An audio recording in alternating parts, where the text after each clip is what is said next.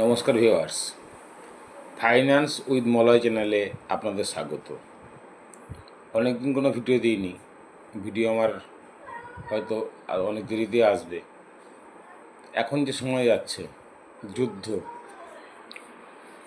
Crude oil সীমা ছাপিয়ে যাচ্ছে, তারপর উইন্ডফল ট্যাক্স নিয়ে কথাবার্তা, এর ফলে মার্কেটে একটা ব্যাপক bearish trend.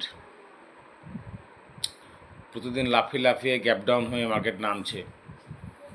Vicks, India Vicks 24, 25, 26 সব গেল গেল গেল গেল রব।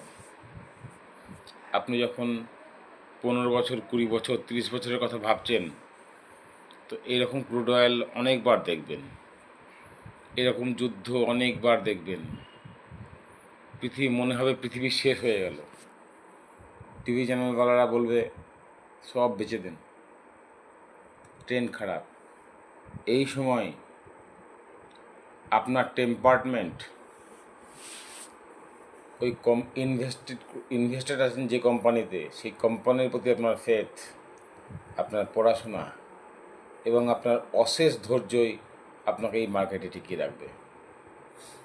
দেখুন, বলা খুব সহজ যে লং টার্ম ইনভেস্টার করা যে কত কঠিন। যতদিন না কমসে কম 10টি বছর আপনি মার্কেটে কাটাবেন, মার্কেটের ভালো খারাপ সাইডওয়েজ যত সার্কেল ততক্ষণ না দেখবেন, কোনো দিন লং টার্মে থাকতে পারবেন না। দেখুন, আপনার যখন ইনভেস্টেড পয়সা, আপনি যে পয়সাটা ইনভেস্ট করেছেন, তখন যেটা 3 গুণ হবে, তখন যেমন মার্কেটে থাকা কঠিন, যে 3 গুণ হয়ে গেছে এবার বেরিয়ে যায় না, তো আবার যদি লস হয়ে যায়। আবার যখন আপনার স্টক 3 গুণ ছাড়ুন, 50%, 60%, 70% ডাউন হয়ে যাবে, তখন সে টিকে থাকা, ইনভেস্টেড থাকা বড্ড কঠিন। বুঝতে পারছেন তো? আপনি যে টাকাটি ইনভেস্ট করছেন তার যদি 60% চলে যায়, মাথা ঠিক থাকবে? থাকবে না। যদি না আপনি কোম্পানি সম্বন্ধে পড়াশোনা করেন, ওই কোম্পানি সম্বন্ধে যদি আপনার মধ্যে চরম ফেথ না থাকে, আপনি কোনো দিন কোনো স্টকে ইনভেস্টেড থাকতে পারবেন না, এমনকি এসআইপিতেও নয়। বড় পয়সা করতে গেলে ধৈর্য এবং নিজের অ্যানালাইসিসের উপরে যে কি সাংঘাতিক ধৈর্য ধরতে হবে আপনাকে, এবং তার জন্য আপনাকে যে কি মারাত্মক পরীক্ষা দিতে হবে, এইটা একটা সেরকম পরীক্ষার সময়। এই পরীক্ষাতে যদি আপনি পাস করতে পারেন, তবে আপনি ইনভেস্টার। যদি করতে না পারেন, তাহলে আপনি ট্রেডার এবং ব্যর্থ ট্রেডার। এর জন্যই ইনভেস্টিং এবং ট্রেডিংয়ে মানুষ লস খায়। নির্ভয়ে থাকুন। আপনি যে বিষয় চিন্তা করে আপনি ইনভেস্ট করেছেন, যে কোম্পানিটাকে বেছেছেন, আপনার সেই বিষয়টি, সেই টার্গেটটি ইনট্যাক্ট আছে কি না, সেটি আপনি আগে ভাবুন। প্যানিক করবেন না। যদি আপনি ঠিকঠাক ভেবে থাকেন, কোম্পানির প্রতি যদি ঠিকঠাক ফেথ থাকে, আপনি নতুন করে অ্যাড না করুন, কিন্তু প্যানিক করবেন না। আর আপনি যদি পড়াশোনা কম করে থাকেন, মলয়বাবুর কথা শুনে, অমুক বাবুর কথা শুনে, অমুক স্যারের কথা শুনে যদি ইনভেস্ট করে থাকেন, তো আপনি থাকতে পারবেন না, পারবেন না, পারবেন না, পারবেন না। সেজন্যই বলি, কোম্পানি সম্বন্ধে জানুন, কোম্পানির কল পড়ুন, কোম্পানির রেজাল্ট শিট দেখুন। আপনি পড়ুন, আপনাকে ইনভেস্ট করতে হবে না, আপনি পড়ুন, আপনি পড়ে যান, দেখবেন কিছু না কিছু আপনার কটি স্টক দরকার? আপনার 5টি, 10টি, 15টি স্টক দরকার।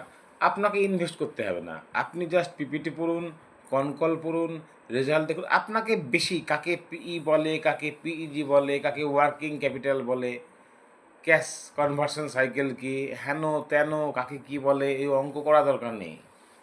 আপনি যতগুলো পারবেন কোম্পানি পড়ুন, প্রতিদিন 5টি করে কোম্পানি, 3টি করে, 2টি করে কোম্পানি পড়ুন, 2টি করে কোম্পানি পড়ুন, 2টি করে, 3টি করে কোম্পানি পড়ুন, প্রতিদিন 2টি করে। 2টি করে যদি কোম্পানি পড়েন, তো আপনার বছরে অন্তত কম করে 500টি কোম্পানি পড়া হবে। এই 500টি কোম্পানির মধ্যে আপনি 1টি কি 2টি কোম্পানি পাবেন আপনার পছন্দ মতো।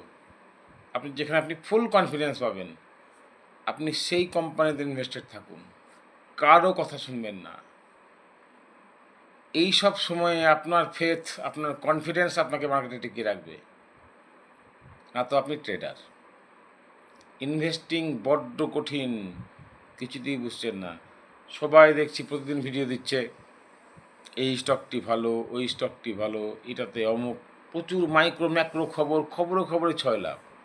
আরে কোম্পানি সম্বন্ধে সে জানে না, ইনভেস্ট করেছে, কোম্পানির বিজনেস মডেল কী, কোম্পানির প্রোডাক্ট কী, কোম্পানির প্রসপেক্টাস কী, কোম্পানির ম্যানেজমেন্ট কী ভাবছে, এই যতক্ষণ না জানবেন, এইরকম পরীক্ষা বারবার আসবে, বারবার আসবে, জীবনে বারবার পাবে। যে আপনি যখন 20 বছর ইনভেস্টেড থাকবেন কোনো কোনো কোম্পানিতে, 10 বছর, যাই হোক, যখন আপনি যে 10 বছর না হোক, আপনি 1 বছর থাকলে বড়, যে কোনো কোম্পানিতে যখন ইনভেস্টেড থাকবেন, এরকম মারাত্মক মারাত্মক দিন আপনার জীবনে আসবে। তখন আপনাকে নিজের প্রতি বিশ্বাস রাখতে হবে, ধৈর্য রাখতে হবে, শান্ত থাকুন। যদি কারো কথা শুনে ইনভেস্টেড করে থাকেন, তাহলে মরুন। সবাই ভালো থাকবেন, সুস্থ থাকবেন, আশা হারাবেন না। এরকম ভালো সময়, খারাপ সময় আসবে যাবে। আপনার ইনভেস্টমেন্টটা লং টার্ম, শর্ট টার্ম নয়। যদি আপনি নিজের বিশ্বাসে কোম্পানিকে বুঝে ইনভেস্টেড করে থাকেন, ইনভেস্টেড হয়ে থাকেন, শান্ত থাকুন। এক সময় সব ঠিক হবে। সময়ের জন্য ওয়েট করুন। ভালো থাকবেন, সুস্থ থাকবেন। নমস্কার।